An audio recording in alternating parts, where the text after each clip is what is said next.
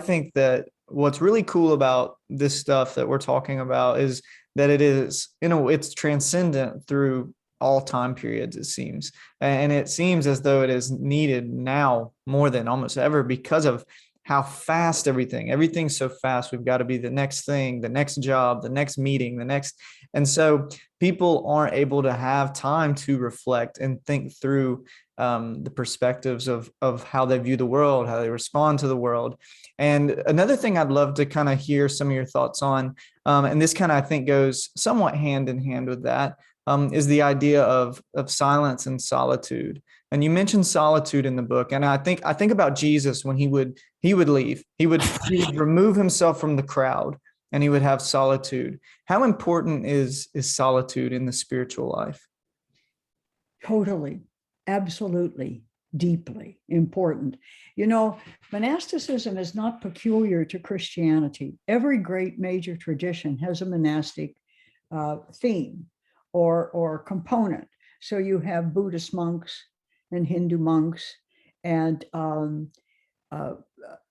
Lao Tzu monks, Confucian monks.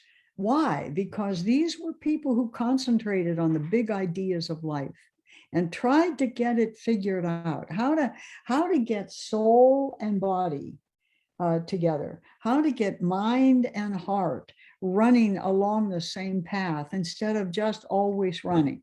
Now, my definition for solitude is a vacation for the soul. Yes, I have that in my notes. Solitude is a spiritual vacation for the soul. That's exactly what it is. Why do I say that? Because solitude is not silence. Silence is a very different element, and silence can be practiced all day long in various ways and in various places and very quietly and calmly, and you can be in both rested and enriched from it. But solitude's a very, very different thing. Solitude requires both time and space. Silence does not demand time and space. You can be silent on a street corner in New York City when everybody else in the crowd is screaming at you and you're just letting it wash over you. Mm-hmm. Solitude is moving in depth into yourself. Why? Because solitude is the only place you can go to concentrate or to answer the unanswerables. Solitude can take a long time. Think of when you were deciding where you were going to go to school, or that you were going to get into some radio work, some podcast work like this.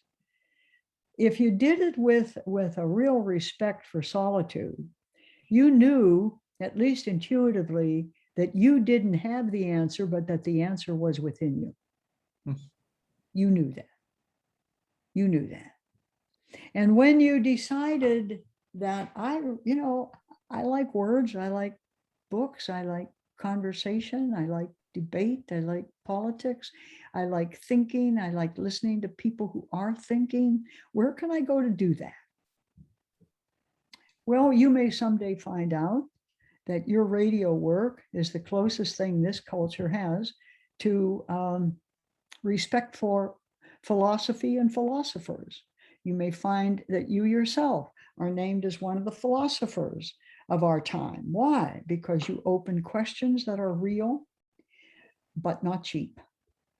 They take a lot of thought and reflection to get to. Now, the monastic says that this is a time, solitude is the time we take to discover our own ideas and the way we ourselves are dealing with them. That's why you go there. Yeah. Well, Blake, did you get that painting done when you were up at the cottage? And you say, oh man, if I don't get this painting done before she'll never give me the key to the cottage again. But the answer is no, I didn't. Well, what were you doing? Thinking. I was thinking. And I was praying, and I was listening to some good Christian music, and I was writing in my journal, and I was taking a lot of points that I'm concerned about. I was living my soul to maturity. That's what I was doing. Because solitude enables us to look beyond the daily density of life. And we begin to see things we never noticed before. And we take the distance and the concentration to find the insights. This is the Jesus who scripture tells us went apart for a while. Yes. I tell you, one of the scriptures is enough to drive me to tears with that line that says, and Jesus decided to go across and rest for a while. So they got a boat to take him there. And by the time he got there, the crowds had already gathered. I said, this one I understand. Yeah. Yeah. This one makes sense in our society. It's what happens all the time. But if you go apart for a while, Blake, you will find out what it is that is driving you. I've got a good life. I like this podcast. I've enjoyed a lot of the speakers. The questions just fascinate me. We have some that I hate to see them end because we're just getting started, and it's really terrific. But I discovered something about myself. It isn't just the words.